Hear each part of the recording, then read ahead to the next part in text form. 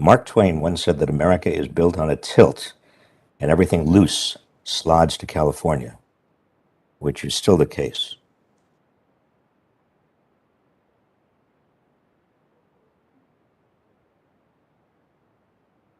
I'd appreciate it if you could give me a cup of coffee. Is that possible? Great, that would be fine. I'll just take that. No, I don't want to take yours. I'll if there's another one there, that would be fine.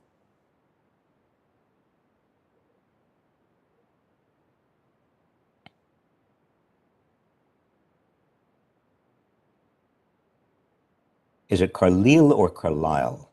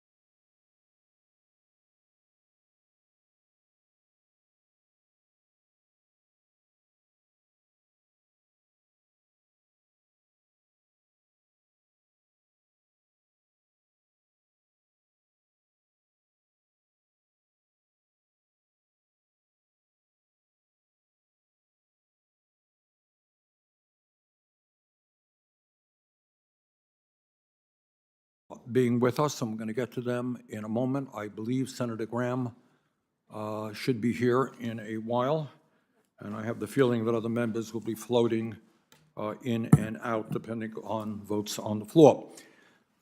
This is an important hearing, and I want to thank everybody for being here. The truth is that corporate greed is nothing new. It's been going on for a very, very long time. And it manifests itself in the extreme wealth and income inequality that we are seeing in this country now.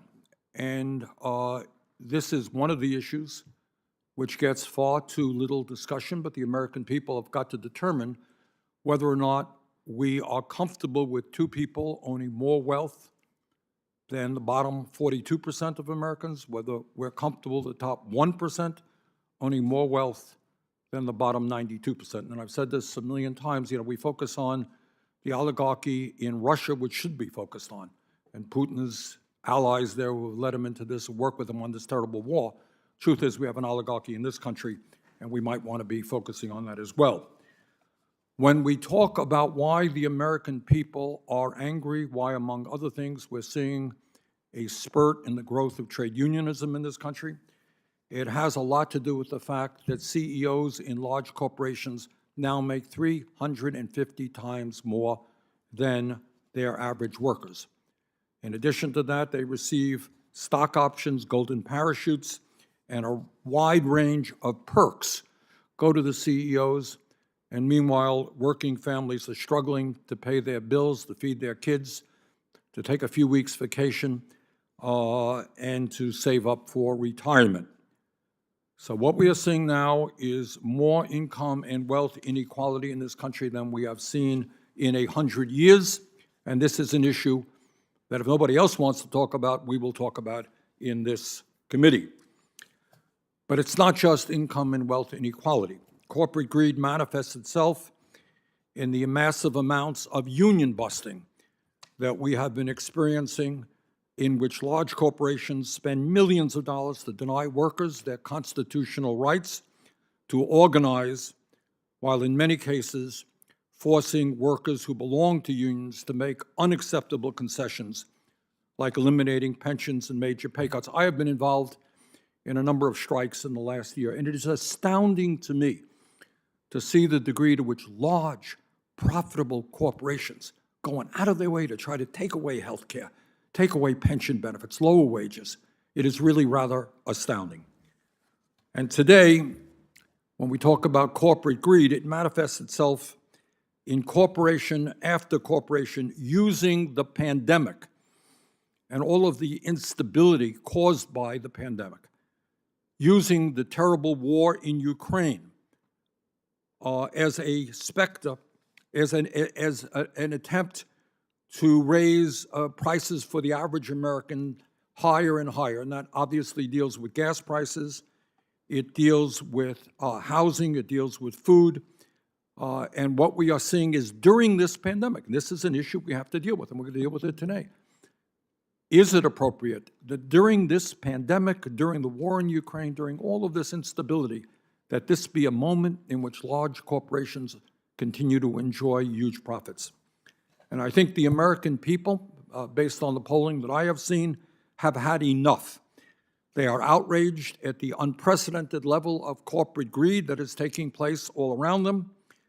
And today, while the average worker is making $40 a week less in real wages than he or she made nearly 50 years ago, corporate profit margins are at a 70-year high, and CEOs have seen huge increases in their compensation package. So let me just give you a few examples, although I don't know that I have to, because the American people are seeing this every day right in front of them.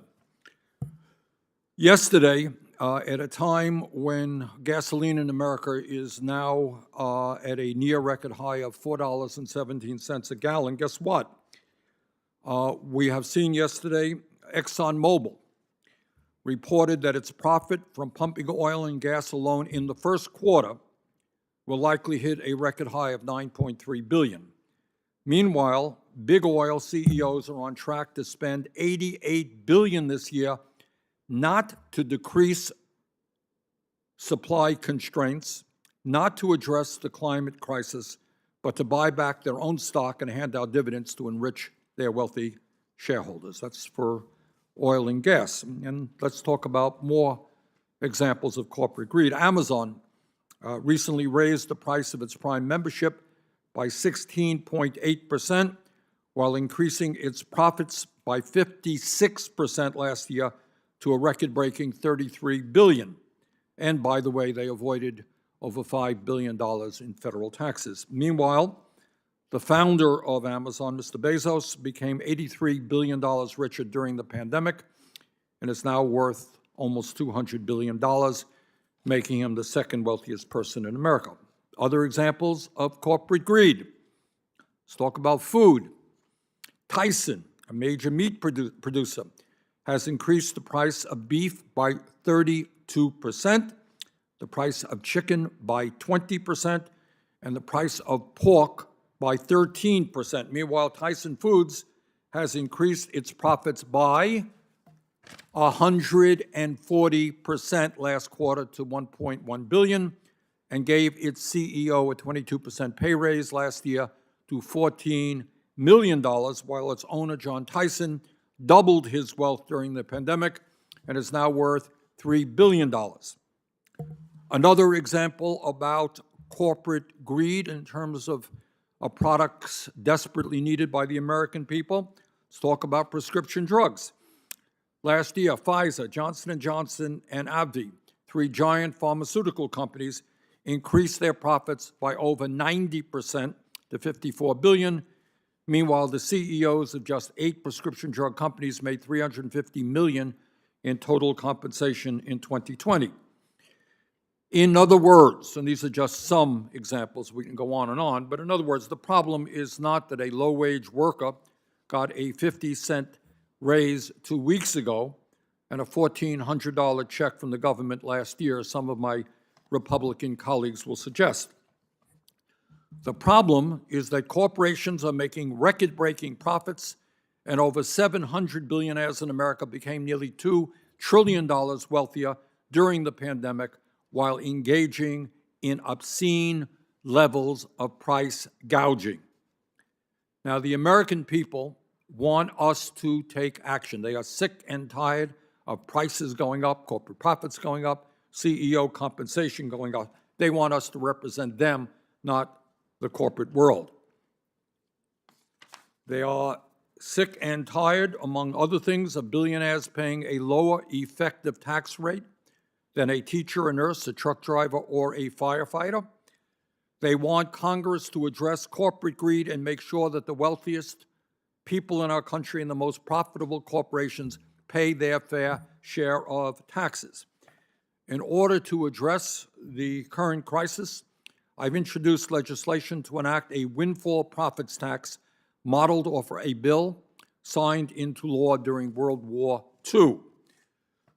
During World War II, our country, the people of our country, understood that it was unacceptable for companies to make obscene profits when young men and women were dying in Europe and in Asia. That is not a time to make huge profits. Now, I'm not here to suggest that this moment is equivalent to the 1940s and World War II, but I will tell you that during this terrible pandemic, which has caused so much pain and so much economic instability, during Putin's murderous invasion of Ukraine, it is at this moment not acceptable to me for corporate America to make huge profits by ripping off Americans at the gas station, at the grocery store, or any other sector of our economy.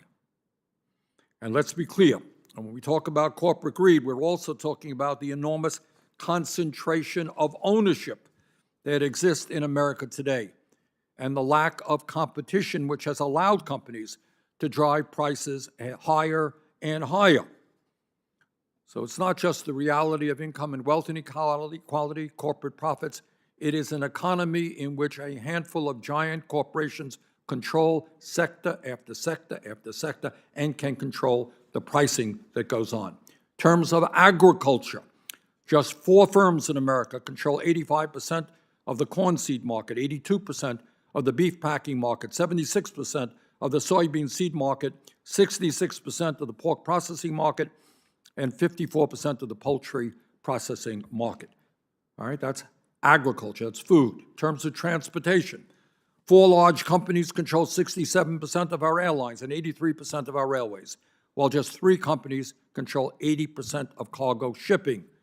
In terms of healthcare, over the past 20 years, there's been approximately 1,600 hospital mergers, while 90% of metropolitan hospital markets are considered highly concentrated.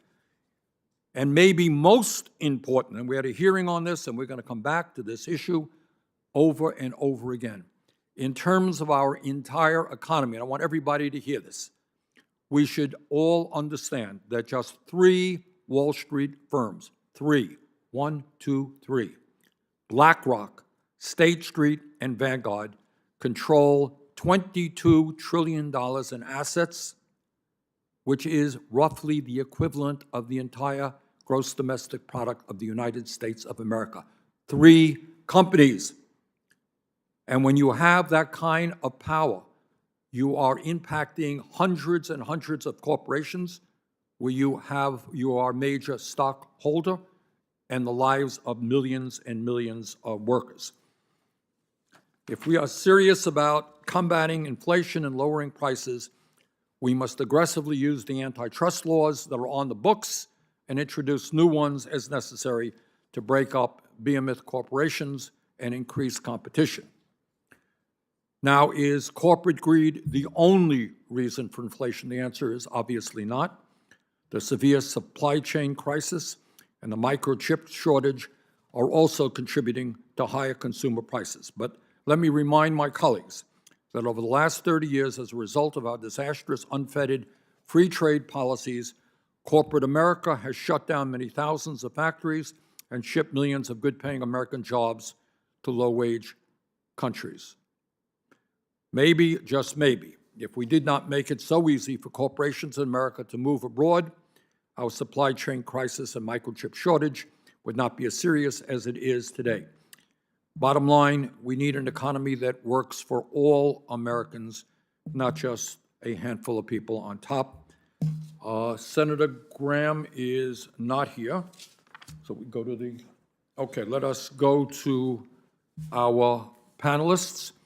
And let me begin with Robert Reich, who is a former Secretary of Labor, U.S. Secretary of Labor, and is the Carmel P. Friesen Professor of Public Policy at the Goldman School of Public Policy at the University of California. Professor Reich, are you there? Yes, I'm right here. Senator, I hope you can see me. Loud and clear. I can see you. Okay, good. Mr. Chairman, members of the committee, I'm going to submit my formal testimony for the record, and will simply summarize.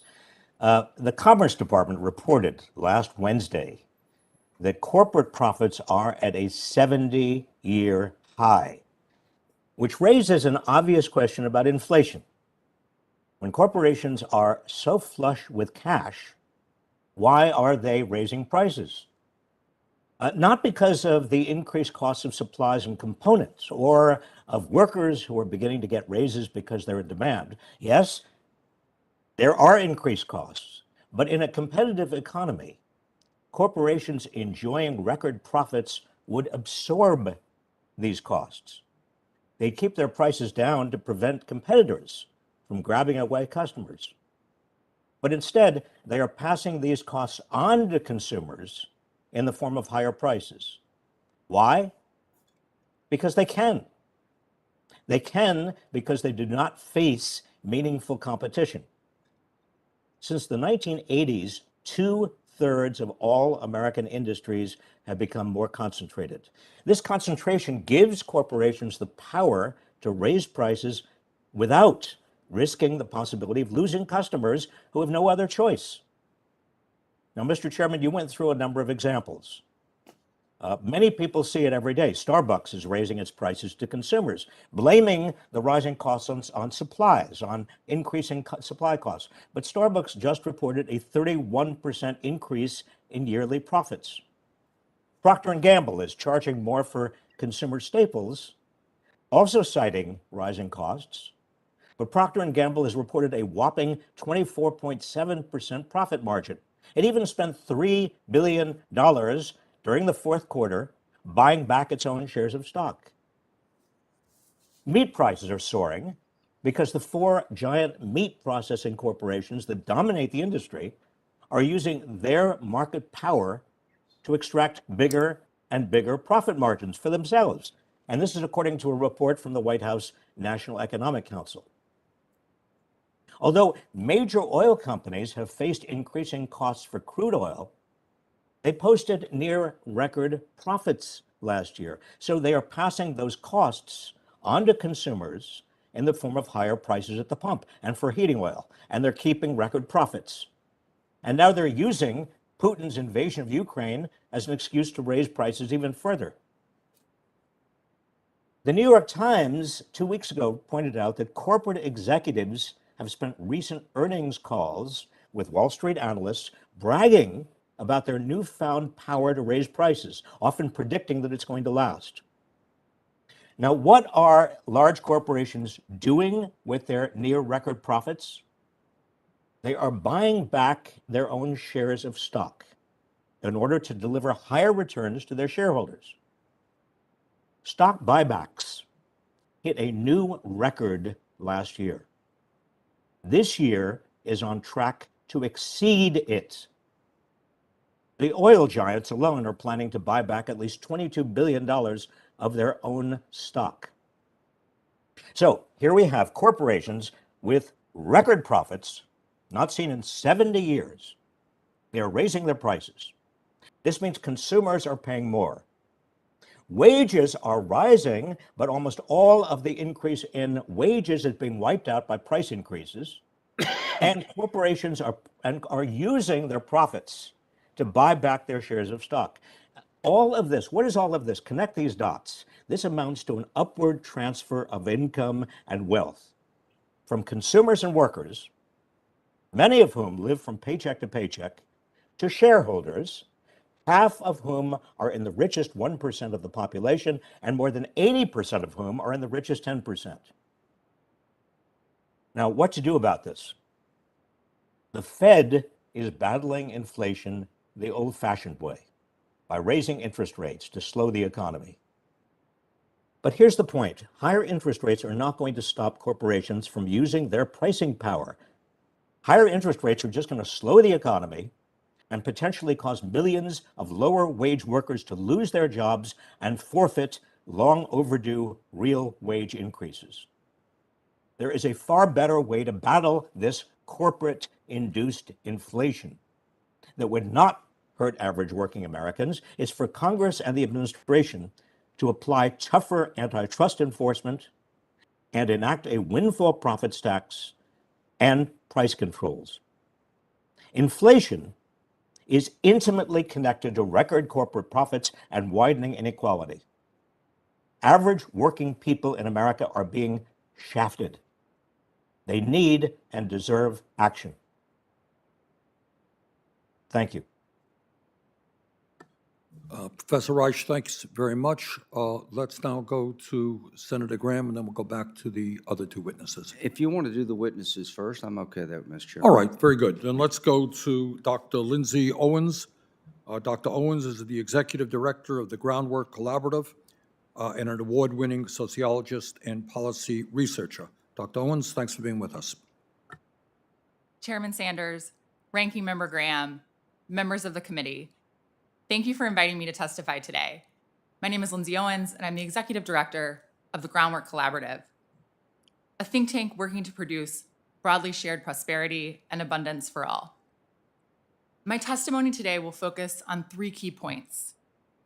First, corporate profiteering and price gouging are accelerating price increases and squeezing in consumers and small businesses, while corporate executives and shareholders cash in.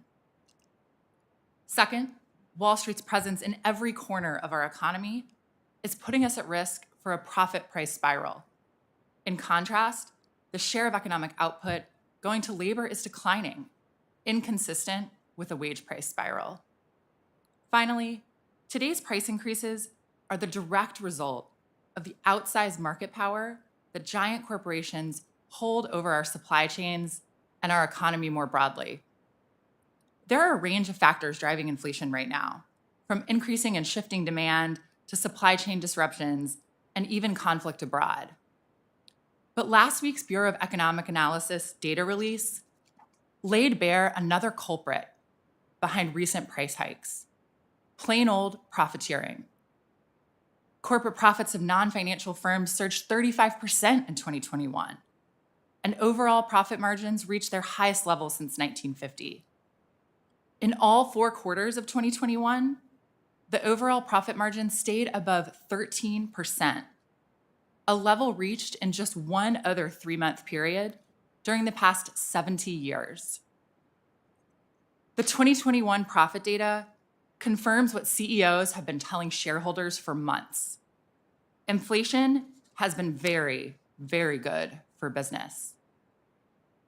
My team at the Groundwork Collaborative has combed through hundreds of quarterly earnings calls to understand why profit margins are at record highs, despite the rising costs of energy, raw materials, and other inputs. In these calls, executives tell investors about last quarter's performance and discuss what they can expect going forward. Over and over, the message from corporate America is clear. They aren't just asking consumers to pay for their rising costs, they're going for more. Or as the CFO of Constellation Brands, the parent company of popular beers Modelo and Corona, put it in their January earnings calls, quote, "So we want to make sure that we're not leaving any pricing on the table. We want to take as much as we can," end quote. Giant corporations are able to get away with this kind of aggressive and extractive pricing precisely because of the current inflationary environment. As the CEO of Hostess said on an earnings call last month, quote, "When all prices go up, it helps," end quote. Wall Street's influence in every corner of our economy makes this period of inflation unique and puts us at risk for a profit price spiral. As profits rise as the result of price hikes, so too does investor demand for those profits. Take an example from the energy sector. Last month, the CEO of Texas-based Pioneer Oil was asked whether Pioneer would consider increasing production to make up for any shortfall resulting from Russia's invasion of Ukraine. His answer, quote, "No," end quote.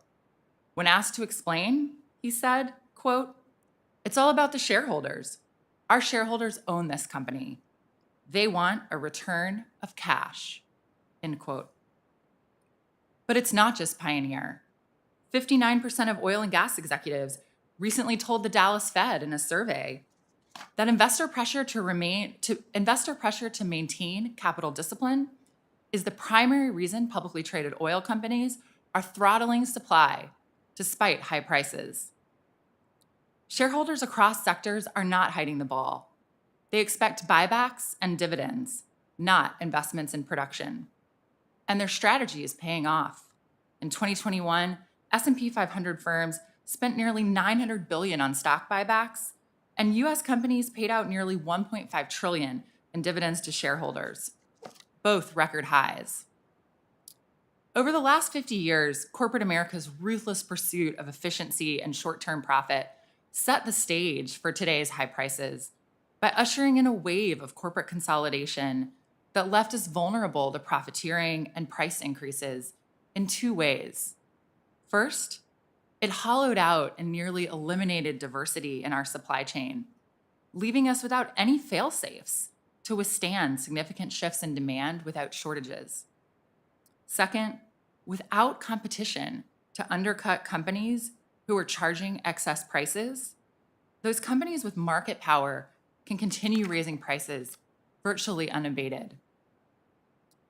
Giant corporations' control over our supply chain has supplanted the functioning, resilient system we could have built through robust public investment and free and fair competition. But it's not too late. We have many policy tools at our disposal. First, Congress should tax excess and windfall profits to encourage productive investment instead of profiteering. Second, regulators should enforce the laws already on the books to make markets more competitive and prevent collusion and price fixing. Third, Congress should pursue a federal price gouging standard to protect against excessive price hikes during periods of economic transition. And finally, Congress should make long overdue investments in our supply chain. Importantly, interest rate hikes, which slow inflation by tamping down demand and making people poorer, will not address any of the underlying causes of our supply shortages and do nothing to address profiteering. Thank you for inviting me to testify today, and I look forward to your questions. Thank you very much. Our third witness is Dr. Michael Falk-Kenda, the Dean's Professor of Finance at the University of Maryland Smith School of Business. Dr. Falk-Kenda served as the Treasury Assistant Secretary for Economic Policy during the Trump administration. Dr. Falk-Kenda. Chairman Sanders, Ranking Member Graham, senators on the committee. Thank you for the opportunity to speak with you today on the impact of inflation on the American people and its root causes. I had the honor of serving as Assistant Secretary for Economic Policy at the Department of Treasury in the previous administration. In that role, I worked with senators on both sides of the political aisle and the Small Business Administration to quickly implement the Paycheck Protection Program and ensure that the economic devastation that might have resulted from the pandemic was not realized. The excessive inflation currently harming America's families is primarily the result of unnecessary fiscal stimulus passed by Congress and implemented by this administration, bolstered by excessively accommodative monetary policy by the Federal Reserve. At the onset of the pandemic, prices declined. When the economy reopened, prices started rising with inflation from June 2020 to February 2021, averaging 32 basis points per month. The $1.9 trillion American Rescue Plan was signed into law in March of 2021. Since then, monthly inflation has doubled to 64 basis points per month, resulting in a 7.9% annual inflation rate. Due to a fundamentally strong economy prior to the pandemic, Americans had aggregate balances in their checking and savings accounts of just under $11 trillion. Following ARPA's disbursements, that amount had risen to over $14.2 trillion, nearly a 30% increase. The entirely predictable result was inflation, running the highest we have seen in 40 years. Even former Clinton Treasury Secretary Larry Summers characterized enactment of such policy as, quote, the least responsible macroeconomic policies we've had in the last 40 years, end quote. Last week, researchers at the San Francisco Federal Reserve published findings that stated, quote, fiscal support measures designed to counteract the severity of the pandemic's economic effect may have contributed to this divergence by raising inflation about 3 percentage points by the end of 2021, end quote. Some are instead blaming the recent inflation on corporate greed and the exercise of market power. There are many problems with this conclusion. From January 2010 through January 2020, the 12-month average inflation rate averaged 1.8%. Over the last 12 months, inflation has been 7.9%, more than quadrupling recent increases. Were corporations not greedy in the 2010s? What changed in March 2021 such that corporations suddenly became greedy? As someone who has researched corporate financial decision-making for the last 20 years, I'm not aware of any finding that corporations only recently desired profits. It is true that corporate profits have risen during the recovery. Just as corporate profits fell at the beginning of the pandemic, where there was extra supply relative to suddenly diminished demand, corporate profits will rise when demand significantly outstrips supply. This outcome is caused by a shortage caused by policies that have inflated demand while discouraging supply. It also appears to be the case that PPP expenses in 2020 that were forgiven in 2021 helps explain the vast majority of the increase in corporate profits. To curb the 40-year high rate of inflation the American people are enduring, Congress must reverse course. Continuation of irresponsible fiscal policy would only accelerate the Federal Reserve's already aggressive plans to hike interest rates. Instead, we need to encourage more domestic supply by reducing the regulatory burdens on companies, cease the constant threats of higher taxation, remove barriers to work, and declare an end to pandemic restrictions. Following those policies prior to the pandemic, our nation saw low inflation, a 50-year low in the unemployment rate, historic gains in household income, reductions in income inequality, and record low poverty rates across all races. The chairman's proposal would have devastatingly counterproductive effects. The proposal would apply a 95% tax rate on any profits realized by large companies above their pre-pandemic 5-year average profit level adjusted for inflation. Any company that created new products, successfully entered new markets, or shifted their offerings in response to changes in consumer preferences following the pandemic would be punished. Companies whose product prices rose with inflation, but who merely served more of their fellow Americans, would have their increased results deemed excess profits and taxed at 95%. If enacted, this proposal would nearly eliminate domestic economic growth. Today's punishment becomes tomorrow's extremely strong disincentive. Profits from successful innovation that better serve the needs of fellow citizens would be forcibly taken by government, but losses from failed innovation would be borne by the businesses. Why would American companies innovate, respond to changes in the economy, supplement supply when there are shortages, or engage in research and development under those kinds of conditions? I urge the Senate to reject such destructive proposals. I look forward to participating in today's conversation. Thank you. Thank you very much. Senator Graham? Well, thank you, Mr. Chairman. I'm sorry I voted. There's another vote on, so. Is there one? Yeah, so we'll figure out how you want to do this. So anyway, very well done, sir. I agree with everything you said.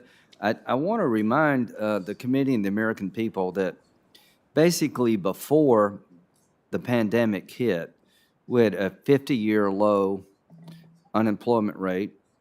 We had, among African American, Hispanic Americans, and Americans with disability, hit their lowest levels on record. American workers saw their paycheck rise at the fastest pace in years, and they're rising faster for low earners. The official poverty rate in 2019 at an all-time low.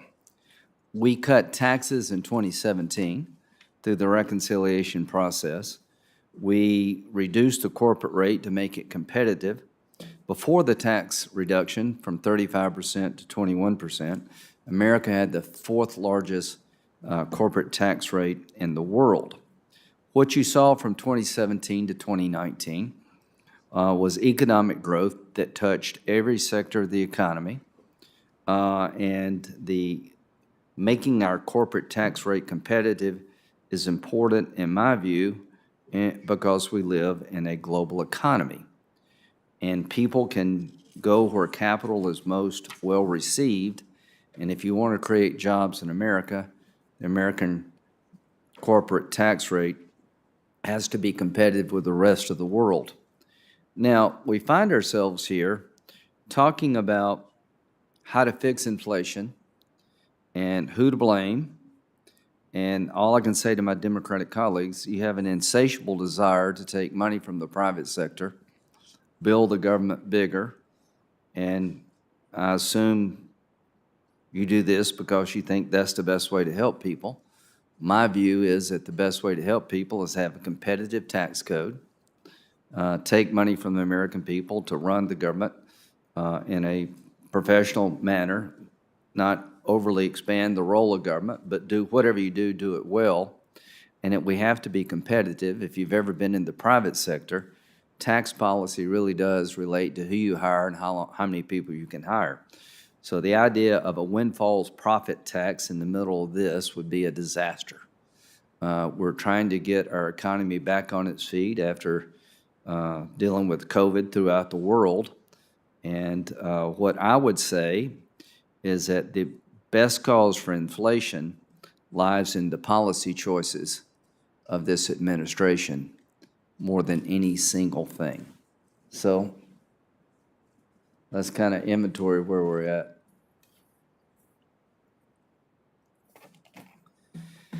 Here's the tale of the tape. If you're buying a used car, it's up 41.2% since the administration took over, 38% increase in gas prices, 12.7% increase in airfare. Meat, poultry, fish, eggs, 13%, fruits and vegetables, 7.6%, milk, 11.2%, electricity, 9% from February 2021 to February 2022. So people get what I'm saying because they're living this. You can see the 7.9% surge in inflation from October 2021 to January 2022. We're going in the wrong direction at a fast rate. So if you've got a 5% pay raise, it doesn't go very far. You can see this chart, the tremendous spike in inflation from basically January 2021 till now. It's just gone through the roof, and the question is why. On the energy side, every time you go to the pump, you're reminded of the dramatic increase in gas prices. And inflation is a nightmare for working class people. It's the enemy of the middle class. So let's see if we can figure out what happened here. Why are gas prices so high? Well, there's a supply and demand component for sure. Demand was down during COVID because most of us were not traveling. Demand is up, so you'd expect some increase. But what happened here? Remember the 2020 election? I do. This is Biden's campaign promise, President Biden, on energy. We're going to end fossil fuels, September 2019. No new fracking, March 2020. No more drilling, including offshore, March 2020. So how can you be surprised that American energy production is down? The policies that he campaigned on were basically to declare war on the fossil fuel industry in the United States. And guess what? It worked.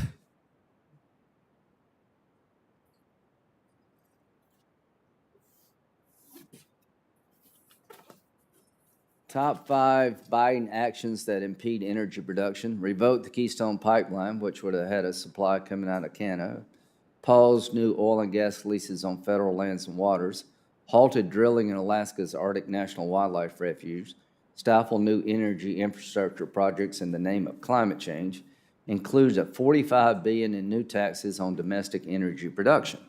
Now, when you look at all this, if you're surprised that gas prices are up, you shouldn't be.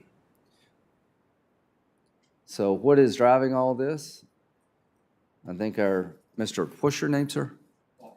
Okay. I think you and Larry Summers agree that this is not from profiteering. This is from policy. So what I want the committee to understand is that we have a vastly different view in this committee of how to fix this problem and the role of government and tax policy. Our Democratic colleagues spent $1.9 trillion by themselves, and I think you see from the passage of that bill to now a dramatic increase in inflation. We poured a bunch of money into the system, and you've got demand chasing money. They proposed Build Back Better, which would have made all of our problems 10 times worse. So the people telling you how to fix this inflation problem were trying to sell you a bill on top of the $1.9 trillion, the American Rescue Plan, called Build Back Better. Democrats said it would cost $1.75 trillion over a decade. CBO scored the cost and is $4.9 trillion because all the gimmicks in the bill limiting programs to 1 or 2 years. If you actually look at reality, they never go away. So it over doubled the cost of the bill. In terms of deficit impact, Democrats told us it was $365 billion over 10.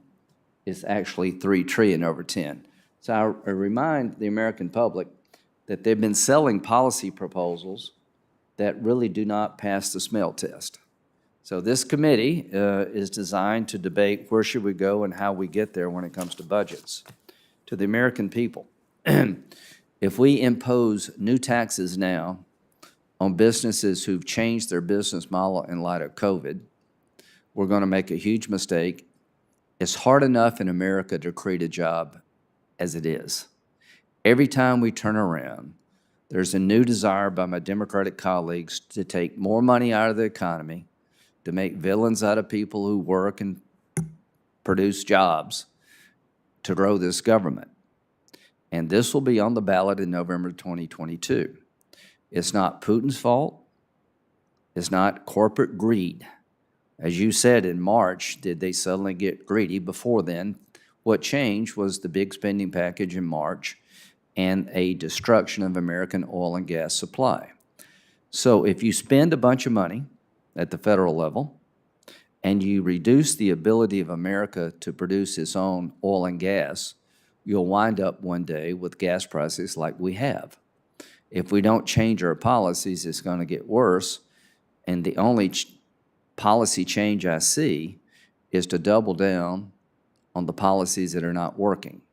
So all of us on this side will oppose a windfall profits tax as designed by the chairman, and we will take this issue to the voters in November and argue that when somebody campaigns in 2020 of destroying American energy production, you shouldn't be surprised in 2022 your gas bill is through the roof. Thank you. We'll now Senator move, Kane. we'll now move to 5-minute rounds of questions, and I'm the only Democrat here, so I will start.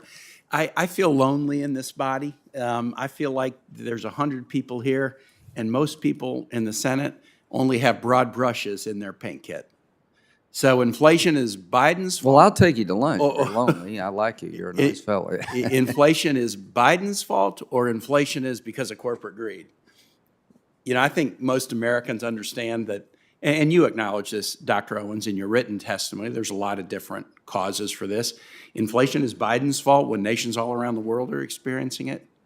Inflation is because of American corporate greed when nations all around the world are experiencing it. I do think we made a big mistake. I want to focus on some labor market issues. I think we made a significant mistake in the tax bill in 2017. I voted against it, and in particular, here was a mistake, the corporate tax rate. Did we need to reduce it to make the corporate tax rate competitive? I think we did. And my Virginia companies were coming to me and saying, reduce the rate to 26 or 27%. Were they greedy to ask for that? I don't know whether they were or not. I think they were trying to be competitive. But Congress was stupid to take it to 21.5. My companies were asking for 26 or 27, and Congress, in my view, stupidly took it to 21.5. I made an amendment on the floor during our, when we were given the 1,000-page bill to read immediately, and we got a 1-minute opportunity to amend. I said, take it back up to 27, and you'll dramatically reduce the deficit or give us the opportunity to do some other things. And Senator Toomey and all the Republicans opposed me. Senator Toomey said he opposed me because it would be raising taxes on corporations. I felt like I was in Alice in Wonderland. No, it would have been reducing taxes dramatically to what they were asking us to do, but sadly we went further. I think one of the reasons for inflation, and there are many reasons, but one of the reasons for inflation right now is tight labor market. We still have a lot of people out of the labor market. It would be good if we could get people back in the labor market. I believe we could get a lot of people back in the labor market if childcare was more affordable. If we took the corporate tax rate back to what they were asking for, the 26 or 7, I think it would dramatically fund more affordable childcare and universal pre-K. Let me just ask that question. Would more affordable childcare and universal pre-K, in your views, get more people back in the labor market?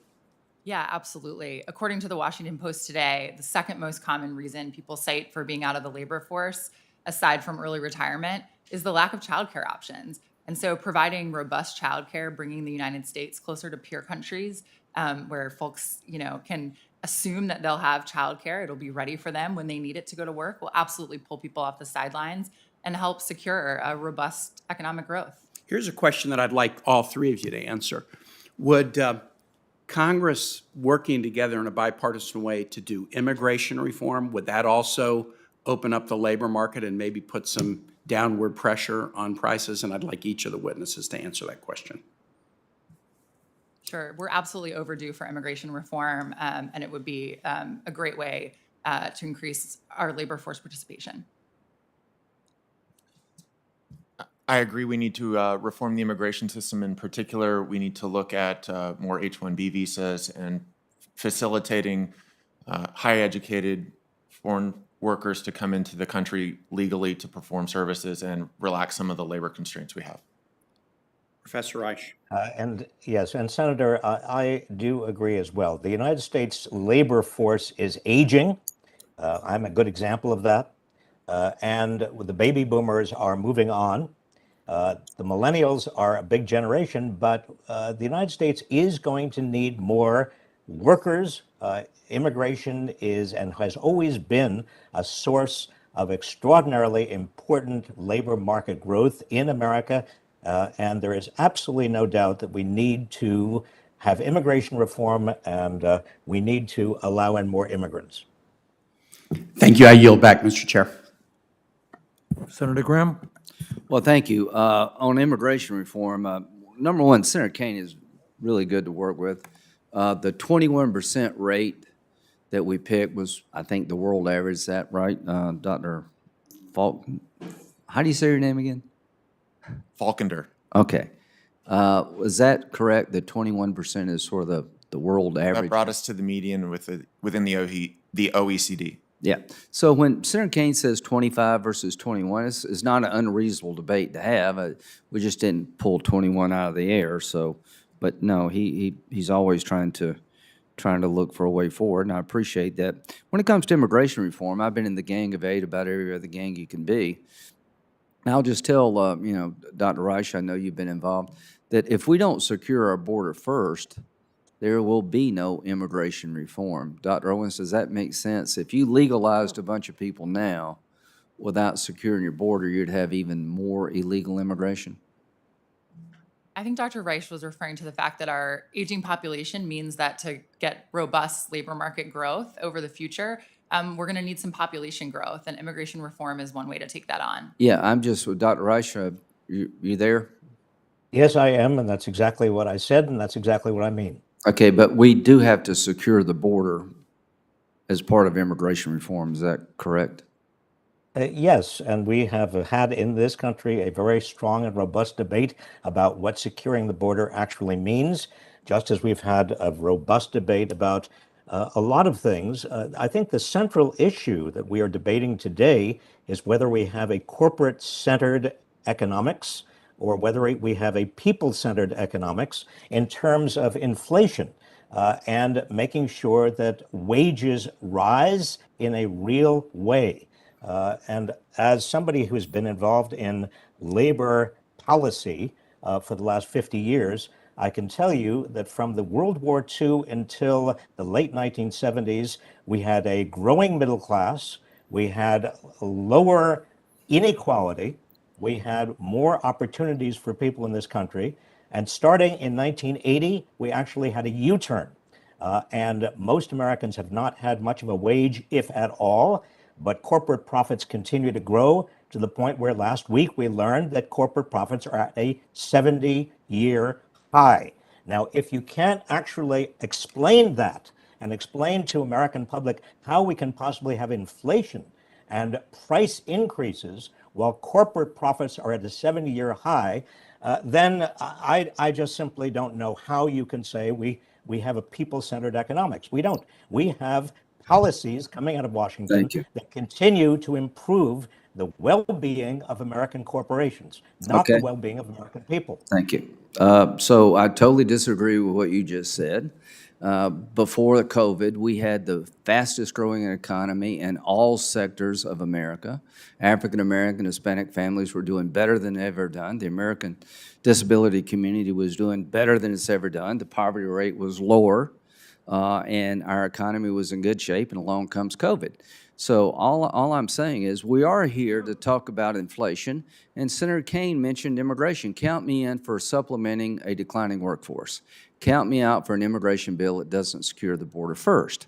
So yes, we need a rational immigration system to supplement a declining workforce. It's not just H-1B visa workers. We need people in the service industry. When you can't find an American to do a job after you advertise at a competitive wage rate, you need to give business a chance to bring people into our country to improve their lives and improve our economy. Count me in for that. But we're here to talk about how to deal with inflation. And the Democratic response is to tax people.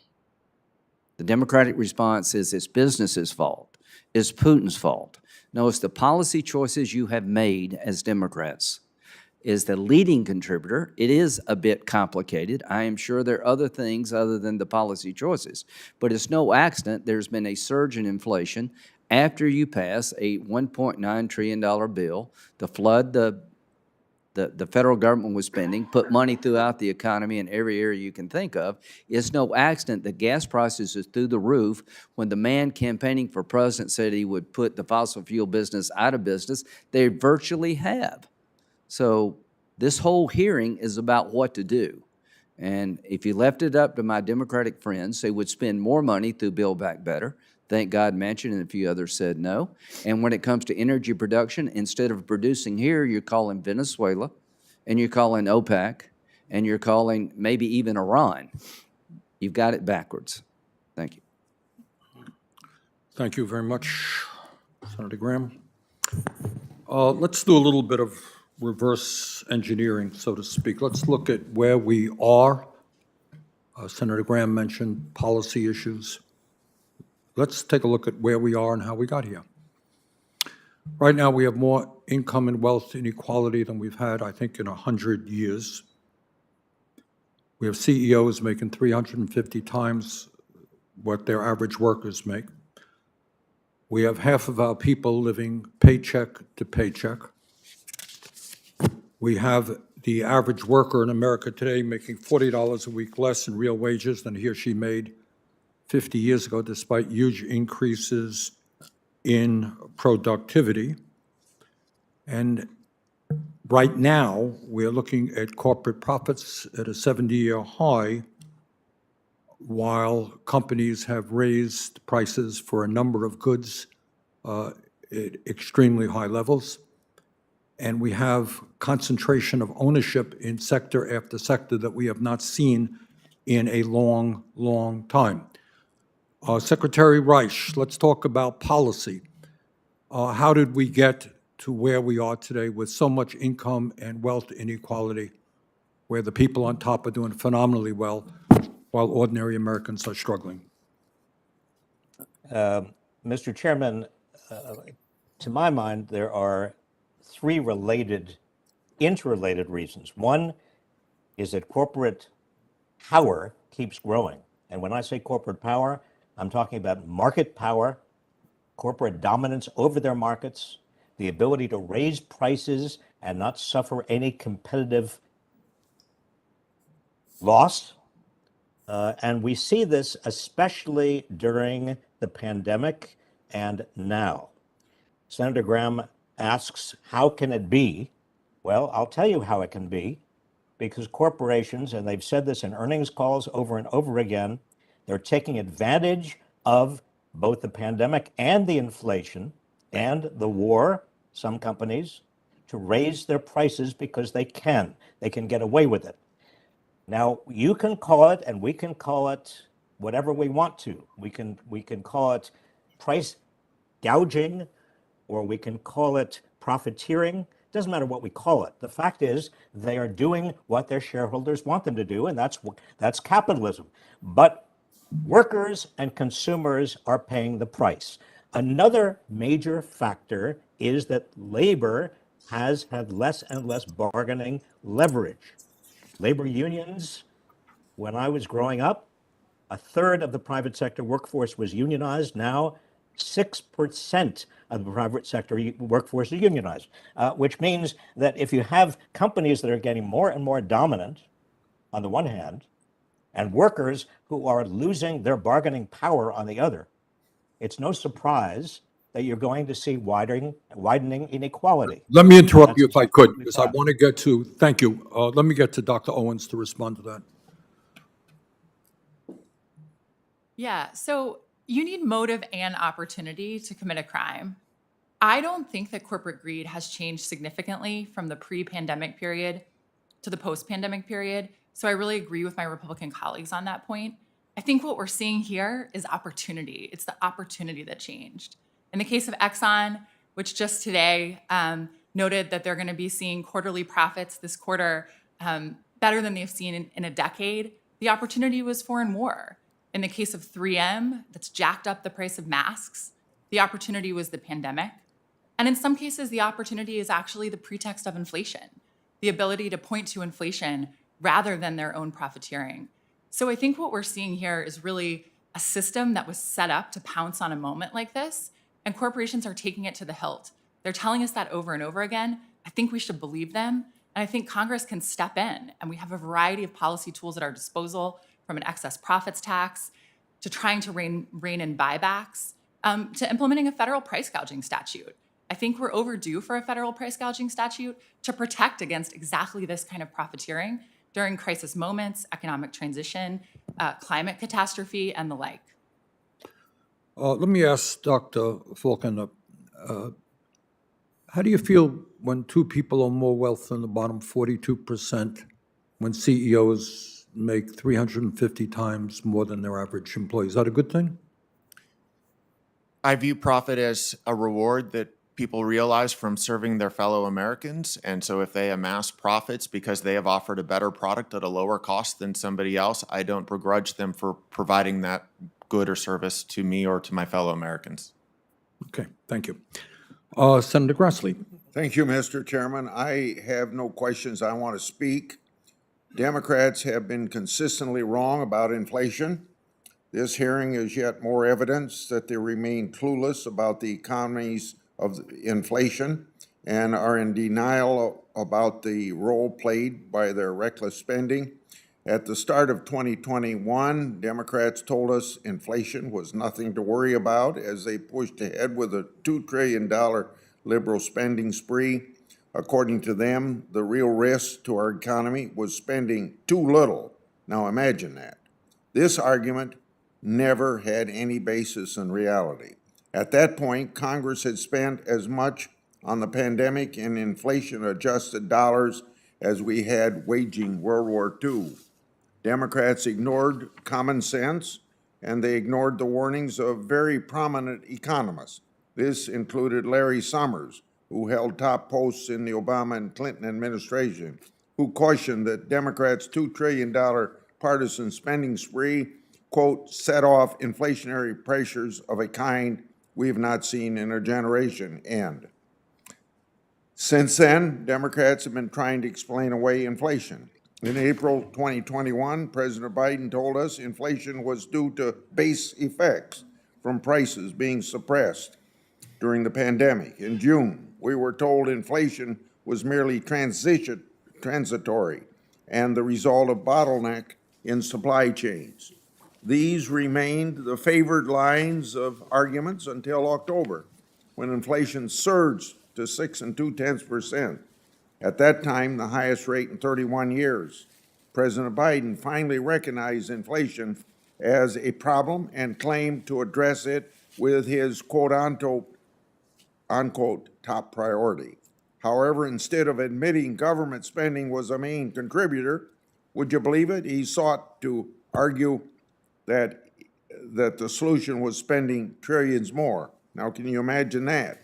Thankfully, the American people weren't buying it. More importantly, common sense Democrats like Joe Manchin didn't buy it either. It's now clear high inflation endangers Democrats' reckless tax and spending agenda. As a result, Democrats are grasping at straws to find a scapegoat, hence blaming inflation on corporate greed. Never mind that economists across the political spectrum overwhelmingly reject the theory. 79% of the economists responding to a Chicago Booth School of Business survey said they disagreed that quote-unquote dominant corporation is the cause of today's inflation. Jason Furman, President Obama's chief economist, has stated that, quote, corporate greed is a bad theory of inflation, end of quote, and called such arguments, quote-unquote, a sideshow. Larry Summers has called such arguments, quote-unquote, diversionary, and Benjamin Page, a senior fellow at Liberal Tax Policy Center, has called them, quote-unquote, red herring. The current Democratic rhetoric would be amusing if not for the disastrous consequences that could result from misdiagnosing the cause of inflation. The current focus on so-called corporate greed risks taking us down the failed road of the 1970s-style price controls and windfall profit tax. Anyone who lived through that time can tell you that these policies made things worse than by reducing supply. The result was rampant shortages, most notably gas lines around the block. Let's not repeat the mistakes of the past. I yield back my time. Thank you very much. Senator Whitehouse. Thank you very much. Secretary Reich, you've said that corporate profits are at a 70-year high. My recollection from my economics classes is that competition would drive prices to at or near the marginal cost of production. That does not seem to be happening. And there are two markets in which it seems particularly not to be happening. One is the oil market, and the other is the meat market. Are there characteristics of the oil market that create this problem or allow it to exist? And same for the meat market. Is there something unusual about those two markets that seemingly causes this market theory not to pertain in those markets? Well, Senator, you have both in the oil market and in the meat market a relatively few number of producers who can easily coordinate their production. It's called oligopolistic pricing and oligopolistic coordination. And we see it not just in oil and in meat. I want to emphasize that since the 1980s, 2/3 of all American industries have become more concentrated. And you look across the industries, particularly where you see the greatest inflation, and you see the fewest number of competitors dominating the industries because they can raise prices even though they are highly profitable. That is a core problem today. If you will allow me, I just want to, because I have been in much of this discussion struck by the criticism of the American Rescue Plan and the very important actions that the Senate and the House took to help average Americans. I think that it would be wrong simply to sit back and not say that one of the great successes going through this pandemic was that so many Americans did not fall into poverty as we have seen in former recessions. The fact that they did not fall into poverty, that they actually survived, is a great credit to the Senate and the House for passing the American Rescue Plan. And again, if you take the view that this economy is about people, it's not about corporations, then you have to congratulate what the government did to help people through this pandemic. What would you say is the role of the international oil cartel and speculation in driving the recent surge in oil prices?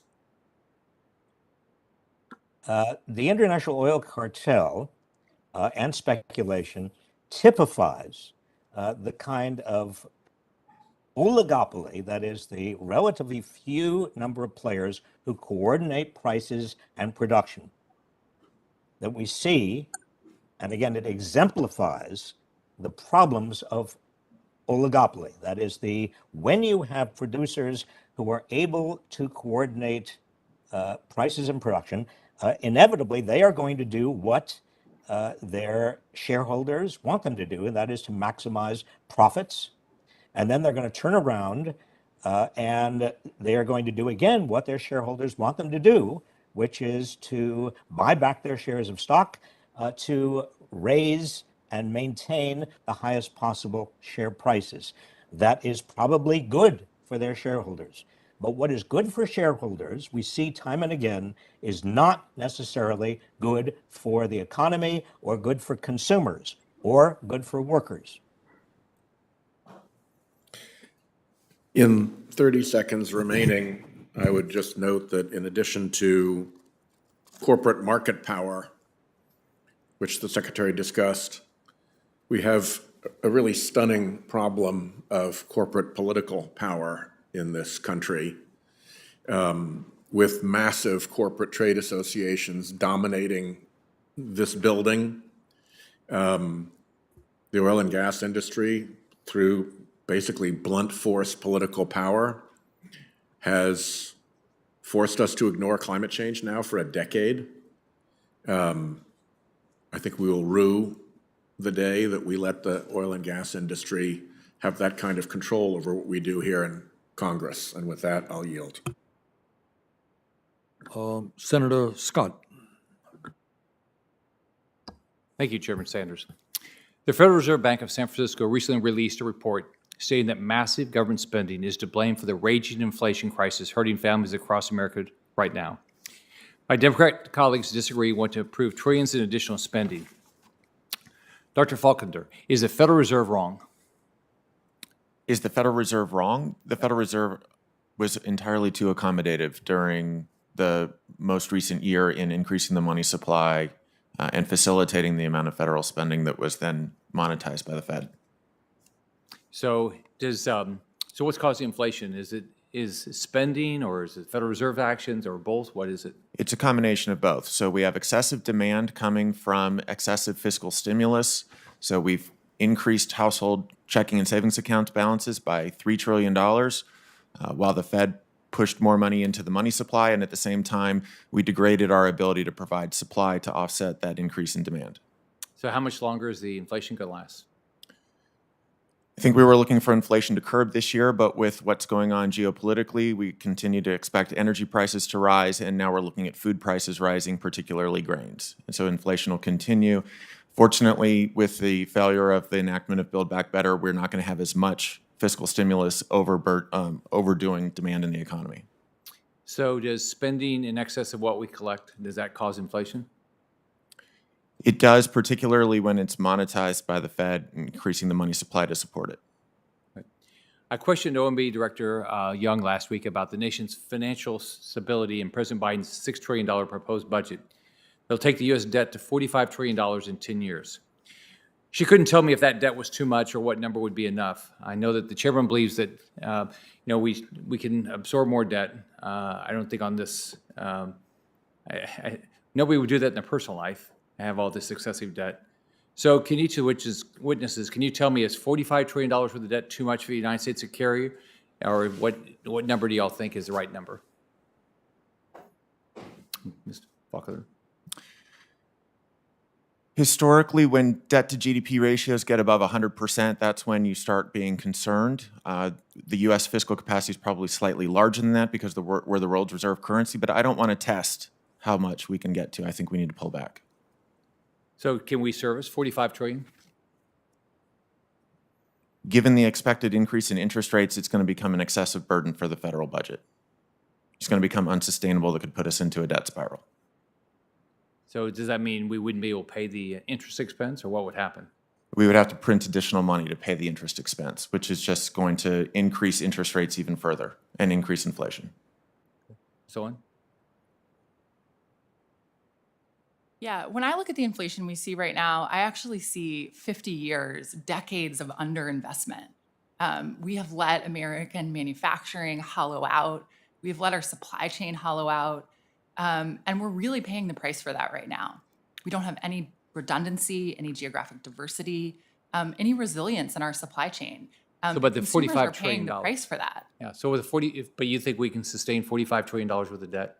I believe we're at about 23 trillion right now. But the budget, if in 10 years, if we follow the President Biden's budget, we'll be at $45 trillion. Yeah, I think the president's budget laid out his plans for investment in the American economy going forward, and his plans to pay for it with taxes on the rich. Well, even with that, the budget goes to the debt goes to $45 trillion, even with the taxes on the rich. You realize that. So, but you're right. What do you think about $45 trillion worth of debt? Do you think we can afford it? Well, I think that we could afford it, but there are two necessary prerequisites. One is investing in the American people, that is education, infrastructure, making sure that people have what they need to be more productive. That's what we've done for much of the post-war era. We stopped doing it. It's very important that we resume doing it. And secondly, I think we have to raise taxes on the extraordinary wealthy and also on big companies. And for Congress to fail to do that at a time when we have unprecedented corporate wealth and income, and also individual wealth and income at the top, not ordinary people. I'm talking about at the top. There is extraordinary, it's an opportunity to get our fiscal house in order. And for Congress not to take this opportunity, I think would be a shame. Thank you, Chairman. Thank you. Senator Van Hollen. Thank you, Mr. Chairman. Thank all of you for your testimony. I keep hearing from some of my Republican colleagues that the Trump tax cuts brought better outcomes for American workers. I would just point out that it's a fact that real wages grew faster during President Obama's second term than during the Trump years, and that doesn't include the Trump years after COVID hit. So the notion that this $2 trillion tax cut was a great boon to American workers and wages just doesn't bear out under any scrutiny. What we know it brought us was $2 trillion added to the deficit and debt, and a huge amount of additional stock buybacks. And I want to focus for a moment on the stock buybacks, because they went from approximately $368 billion a year in 2016, 2017, to what Goldman Sachs estimates will be about $1 trillion this year.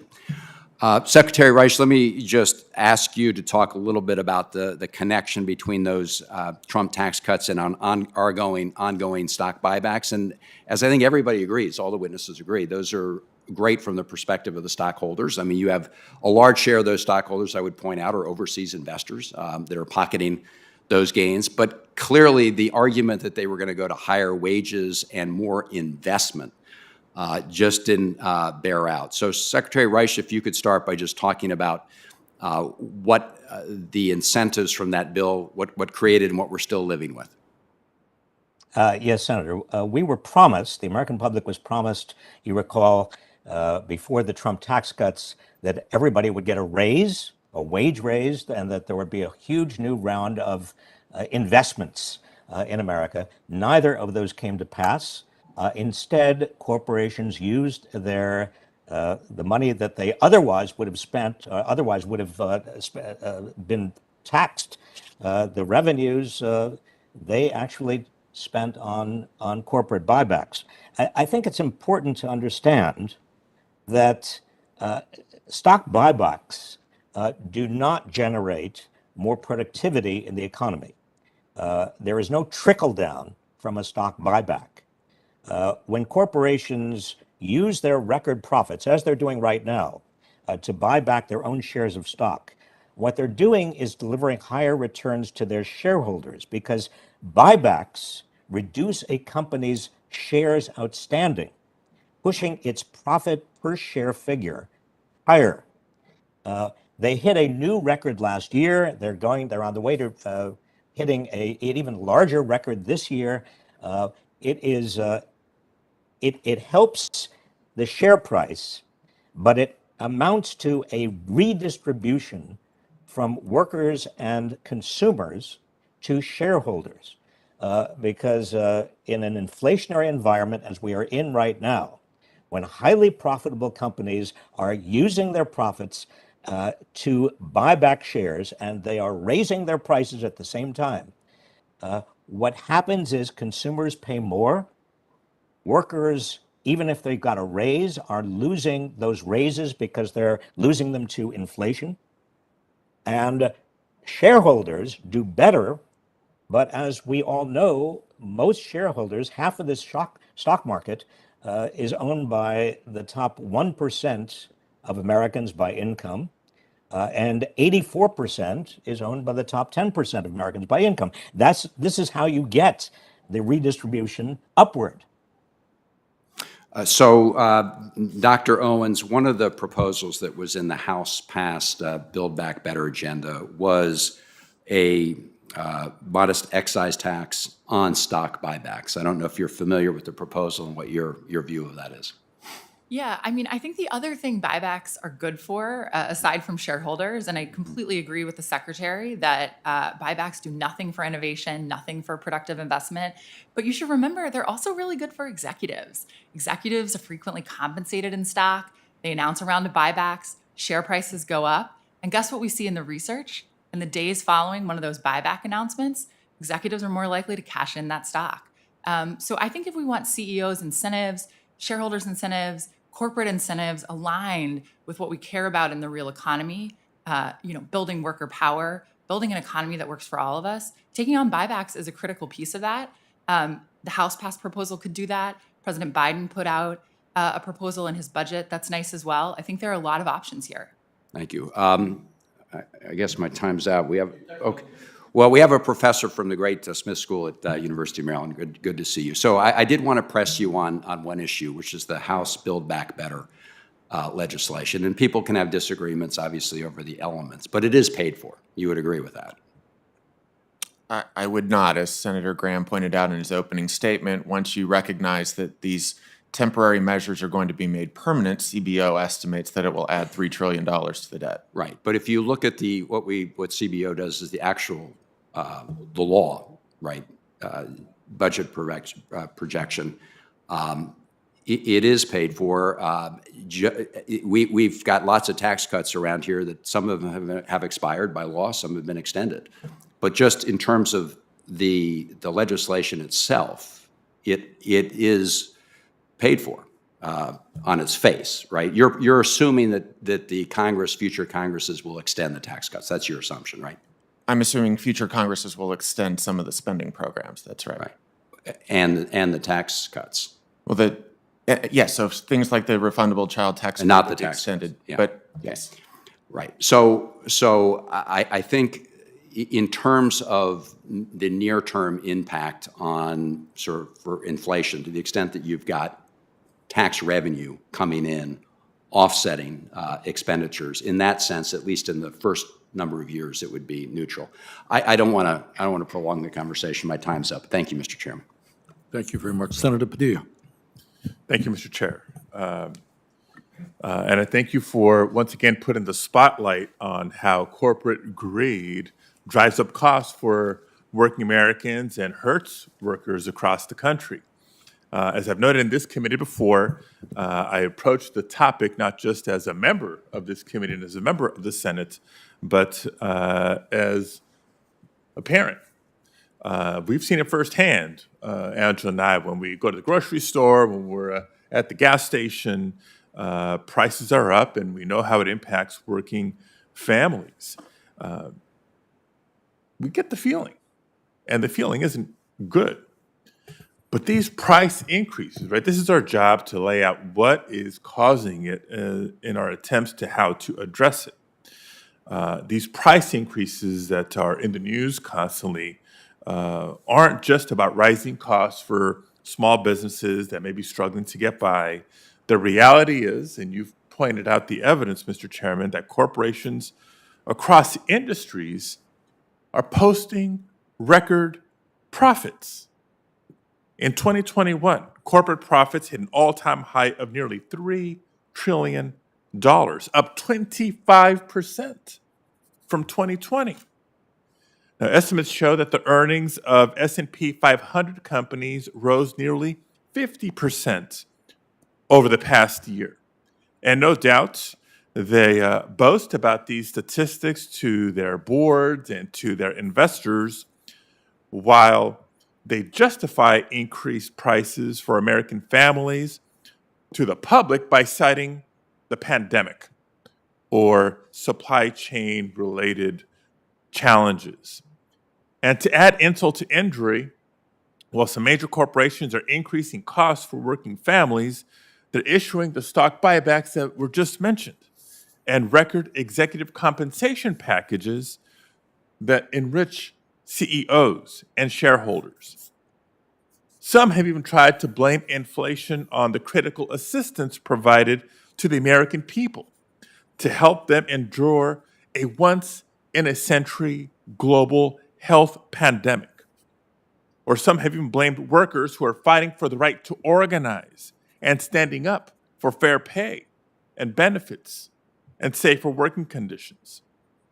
But with the growing consolidation of corporate power and increasing inequality amid record corporate profits, it's evident that corporate greed is what's increasing costs for American families. And as we continue our recovery, we must ensure that the economy works for all Americans. And so with that as a basis, my first question is going to be directed at Secretary Reich. While large oil and gas companies, we talked specifically about record profits while prices are going up. And I want us to focus on the oil and gas industry for a moment. Because while large oil and gas companies have raised prices at the pump, the profits of 5 of the major oil companies increased by $154 billion last year. Now, these companies have also spent nearly $13 billion on stock buybacks over the past year. As working families are paying the price amid these higher gas prices, it's outrageous that oil companies continue to reap billions in profits and use those profits to further enrich their executives and shareholders. That's why I'm a proud co-sponsor of the Big Oil Windfall Profits Tax Act, which would establish a per-barrel tax to capture the windfall profits of the largest oil companies and return that money to consumers in the form of a quarterly rebate. I know Senator Whitehouse has talked about this earlier. The measure would provide consumers much-needed relief while maintaining American competitiveness and reducing pressure on inflation by targeting corporate profiteering. So, Mr. Secretary, I know you're joining us virtually, but can you spend a minute talking how a windfall tax can help counter the outsized power of these large corporations and reduce inflationary pressure? Yes, Senator, and I think it's very important. A windfall profits tax is exactly what is needed right now. When oil companies, for example, are showing, as they are, historical profits, they are making huge amounts of money. They are raising prices at the pump at the same time. They don't need to raise those prices. They could easily absorb any cost increases, but they are not absorbing those cost increases. They are instead, as you pointed out, they're taking their huge windfall profits, and they are buying back shares of stock to help their shareholders and executives. And so people are going to the gas pumps. They are spending their own money at very, very high and rapid rates to fill their gas tanks. And that money, a large portion of that money, is going to executives and major investors. So you want a windfall profits tax that stops them from doing that and actually rebates that money to consumers. It's we did it in World War II. We did it in World War I. We did it under emergency circumstances. There's no reason we should not be doing it now. In fact, there's every reason we should be doing it. Thank you very much. And Mr. Chair, I know my time is up. We'll submit some additional questions for the record. I just wanted to appreciate the distinction and the emphasis on not just taxing profits, taxing windfall profits, because that is what's happening now through the exploitation at the pump. Thank you, Mr. Chair. Well, thank you, Senator Padilla. Let me close by saying this. This hearing has focused on inflation taking place at the same time as we're seeing record-breaking profits. We're seeing record-breaking levels of stock buybacks. We're seeing high dividends. We are seeing and living through a moment in American history where the people on top are doing phenomenally well while working people are struggling. Now, this hearing actually has been criticized. I got a letter this morning from the Chamber of Commerce who strongly criticized the basis, the hypothesis underlying this hearing. But when we talk about corporate power in America, it's important to understand that the Chamber of Commerce itself has spent $1.4 billion in lobbying in the last 20 years. During this hearing, we referred to the fact that pharmaceutical industry profits are soaring. And yet at a time when we want to lower the cost of prescription drugs, turns out that the pharmaceutical industry, to defeat that initiative within Build Back Better, spent some $300 million on lobbying alone, not to mention advertising and campaign contributions. So while this hearing today focused on corporate profits and inflation, in truth, what we are touching on is an issue much broader, and that is the incredible power now held by corporate America, not only over the economic life of this country, but the political life of this country and the media life of this country. And I think it is fair to say that never before, at least in the modern history of this country, have so few had so much in terms of financial resources and in terms of political power. And the challenge that we are facing right now is whether we are going to live with a government that works for all of us or is dominated by big money interests and works for the very few. Unfortunately, right now, the latter is the case. The rich get richer and working families struggle. The wealthy buy political campaigns. So I would hope that this hearing today is simply a start in focusing on this massive disparity, not only in wealth, but in economic and political power as well. And with that, let me thank our panelists for being with us and the senators who participated. And let me conclude this hearing. And let me just say that I want to thank all information for all senators, as information for all senators. Questions for the record are due by 12 noon tomorrow with signed hard copies delivered to the committee clerk in Dirksen 624. Email copies will also be accepted under our rules. The witnesses will have 7 days from receipt of our questions to respond with answers. With no further business before the committee, this hearing is adjourned.